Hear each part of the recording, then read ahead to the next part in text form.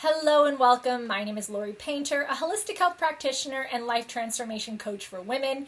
I'm creating this series sharing with you the tools and resources that I have implemented in my life over the past 20 plus years working in the health and wellness industry to support myself to live a life of love, inspiration, freedom, and empowerment.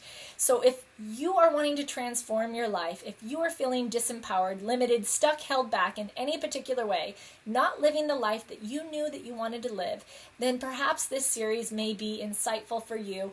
Maybe there's a resource in here that lights you up, that piques your curiosity, that you could implement to see if there's any value in it for you. These are the ones that I have loved and adored and has worked for me, and it's an honor and a privilege to share them with you. Today's topic is all about affirmations. Now, I've kind of talked a little bit about this in other videos, but I didn't directly hit this one on its own. But I wanted to do so because where do I even begin with this? Because what I have learned, just like there are high value foods that you can put into your body, and there are high value activities that can give you wonderful results and rewards, there are low value thoughts that limit you, sabotage you, and disempower you. And then there are high value thoughts that liberate you, support you, and empower you. And I actually was like, wow, my thinking can actually change the course of my life. And absolutely that has been the case for me. And, you know, I have a video on here where I talk about microdosing. There's another one where I talk about processing with the emotional map and processing emotions. But this is just specifically on the thought process of your beliefs, what you think and believe, how that ends up becoming a self-fulfilling prophecy. And I love, there's like this poem or quote where it says, be mindful of what you think, because then, you know, it'll affect the way that you speak, and how you speak then affects the way that you act. And then based on how often you repeat that action, it then becomes a habit, and then it becomes your personality, and then it becomes your destiny. And I remember thinking like, no, I don't think so, right? Yes, now I'm a believer.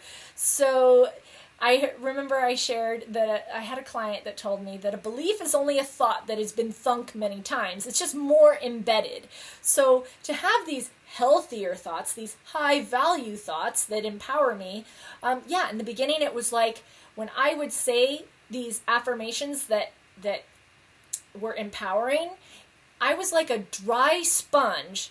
And when the affirmation hit me, it hit like a drop of water that just beat it and rolled right off. It did not sink in. And it's like, that's where it's like, oh, it just feels like such a lie. These don't feel true. This isn't true for me. What is this mumbo jumbo, you know? And then you'd hear people say, oh, you can hypnotize yourself. We're all brainwashed and you can reprogram your brain. And I remember thinking like, wow, this is just like really out there. Again, this is many, many, many years ago. And, but there was a part of me that's like, hey man, if you're telling me that this can help, like I'm going to have an open mind and I'm going to entertain it. And now it's like 20 years later and this is like a no-brainer. Like so many people know this. Neuroscientists, I think it's the work of Caroline Leaf. She's a neuroscientist and she says like, yeah, it takes about 63 days before these new thought processes actually really get installed. You know, we have this thing where we hear like, oh, 21 days and it's a habit. And so she talks about it in a little bit different way. And I really love the way that she says it. And she says that any thought or action that is not repeated at a minimum once every 3 days will actually shrink. So there isn't an action or a thought process that if it's not practiced at least once every 3 days, it shrinks, it diminishes, it disappears. So obviously you'd want to do it at least every day, but never less than once every 3 days. So that could be exercise, diet, or your thinking. So she says like, okay, yeah, 3 days, it starts to kind of sprout. At 21 days, you know, it's just starting, but it actually takes 63 days. So I thought, okay, well, then let me have an open mind and start practicing these affirmations for 63 days. But she did say there's a caveat. If you happen to have trauma, that 63-day cycle has to be repeated 3 to 5 times. Now, in another video, I talk about like hard-headed, right? Like I had to be really kind of hard-headed to protect myself from a lot of the things that I was exposed to when I was young. So I realized, like, okay, I need to be humble and realize that maybe these affirmations are not just going to be things that click with me right away, because I'm wired to believe that I'm terrible, I'm bad, I'm wrong, I'm not good enough, I'm not worthy, I don't, I mean, really, if you told me I was a piece of junk, I was more in alignment with that and believed it, and it resonated for me more than if you told me I was brilliant, beautiful, whatever. Those positive statements, actually, I would have a negative reaction to, and it would be like, whoa, what the heck? And the negative statements were like, yeah, of course, yeah, totally, right? And so I had to realize, like, I was wired that way with a lot of criticism, a lot of punishment, a lot of negative thinking.